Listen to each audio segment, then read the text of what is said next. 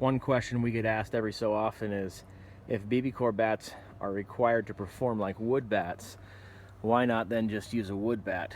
Well, there's a handful of reasons for that, and why you see the vast majority of collegiate teams use a composite or an aluminum bat instead of a wood bat, although they both quote-unquote perform the same. In theory, and the answer is ultimately because you can get the maximum performance out of an aluminum bat easier than you can get it out of a wood bat.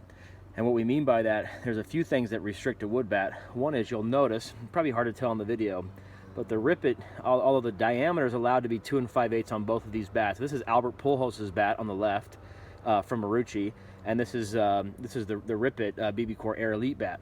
The reason is, again, the 2 5/8, you can see the barrel's bigger, and the rippet bat actually doesn't have a very big barrel for the BBCOR space. A lot of bats like the Mako and the CF8 have much bigger barrels, or at least longer barrels.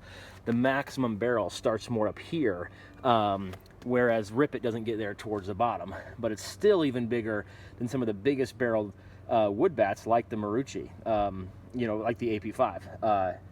The other real reason that you would want to use an aluminum or a composite bat if you're looking for maximum performance when compared to a wood bat, although they perform the same, is that the length of the sweet spot is also much bigger, meaning that you can get the maximum performance in the BBCOR performance.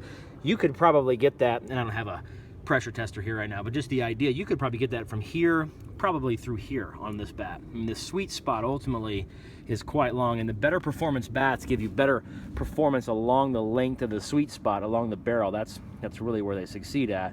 Whereas a wood bat, the sweet spot is really not very big, and so you get a longer sweet spot at that maximum performance.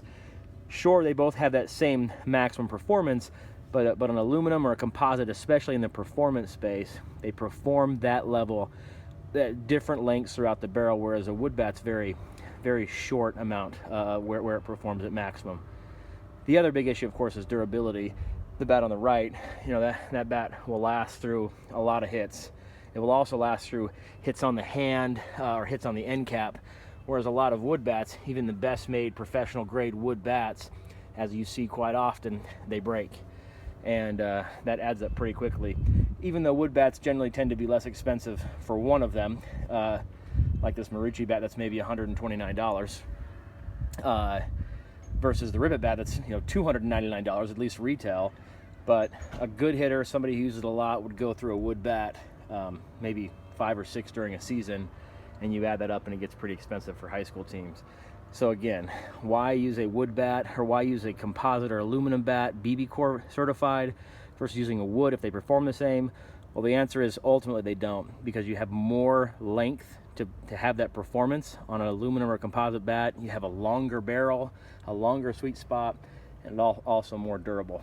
The other thing that's somewhat related is that you can control the swing weight a little bit more in a composite or aluminum bat. Even though it is a drop 3, because of its material, you can force the balance point to be more up here versus down here like it is in a lot of wood bats. So anyways, there you go. That's the video answer for why use a composite or aluminum BBCOR bat instead of a wood one.